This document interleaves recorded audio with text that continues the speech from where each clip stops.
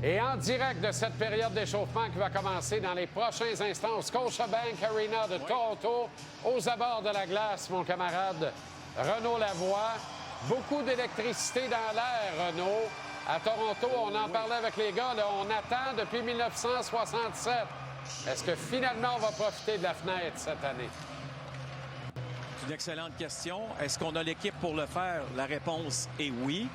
Mais il va falloir, tu l'as mentionné plus tôt dans l'émission, Jean-Charles, il va falloir aussi que Mitch Marner, Austin Matthews soient en mesure de lever leur jeu d'un cran et de trouver le fond du filet. Parce que statistiquement parlant, présentement, ces joueurs-là, offensivement, n'aident pas leur équipe et c'est un très gros problème, comme tu dis. Renaud, on va commencer, si tu le veux bien, notre analyse plus pointue des forces en présence dans le camp des Panthers ce soir. À tout seigneur, tout honneur, le capitaine de l'équipe, Sacha Barkov. Oui, Sacha Barkov qui, lui, on parlait justement de joueurs qui, peut-être, d'une certaine façon, peuvent en donner un peu plus offensivement. Je le mettrais peut-être dans cette catégorie-là. Il fait un excellent travail. On a vu ce qui s'est passé avec Sacha lors du dernier match. Fin de la rencontre, se fait frapper par Max Domi. Il n'y a pas eu d'inquiétude par la suite pour sa santé. Il était aux entraînements où il devait être ce matin aussi. Mais ça reste on va lui donner beaucoup de crédit sur son travail.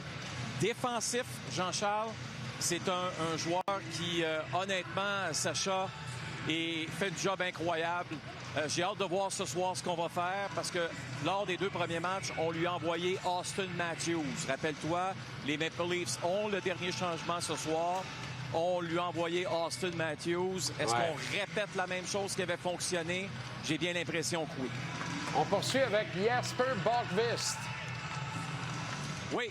Bon, lui, pourquoi, là, tu vas dire, pourquoi on parle de lui? Oui, c'est parce une excellente question. J'avais même oublié de t'en parler. Oui. Exact. Le problème qu'il y a avec Boqvist, c'est qu'il est inséré dans le match de ce soir. Pourquoi? Parce que on perd un joueur important en Evan Rodriguez. OK? Il est blessé, a patiné ce matin, on en a parlé à 17h ensemble. Mais je pense que c'est un beau défi pour Boqvist de démontrer tout son talent. Et il a du talent, Jean-Charles. Vous allez le voir ce soir. Il est extrêmement rapide. Probablement un des joueurs les plus rapides dans cette équipe. Mais la rapidité, comme tu le sais, ne fait pas foi de tout. Tu dois être en mesure d'aider ton équipe dans d'autres aspects du jeu. Alors, j'ai bien hâte de voir comment il va se comporter pour le match de ce soir sans la présence d'Evan Rodriguez. Le prochain n'est pas le plus grand marchand de vitesse, mais c'est un bloc de ciment. Et chaque fois qu'il frappe, le gars qui encaisse le coup s'en rappelle pour un méchant bout. Sam Bennett. Oui. Il est-tu bon?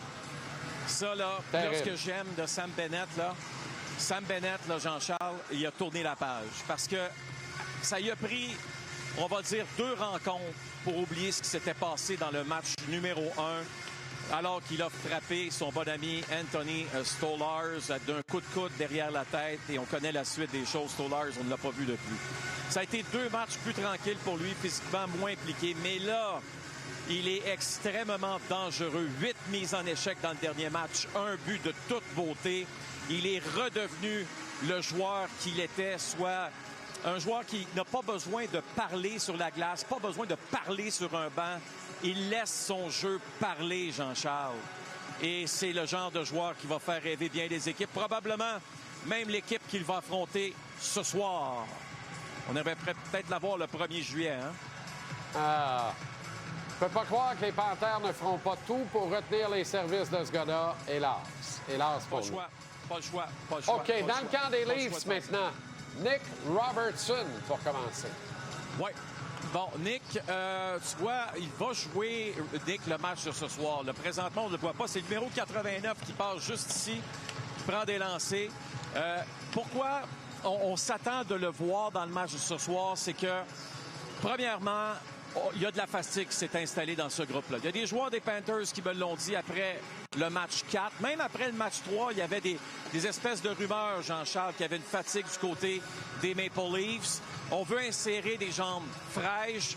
On veut insérer de la vitesse. On sait que Nick Robertson, lorsqu'il revient après avoir été laissé de côté pendant plusieurs matchs, normalement, il marque un but.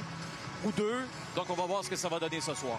Auston Matthews, presque à tout seigneur, tout honneur.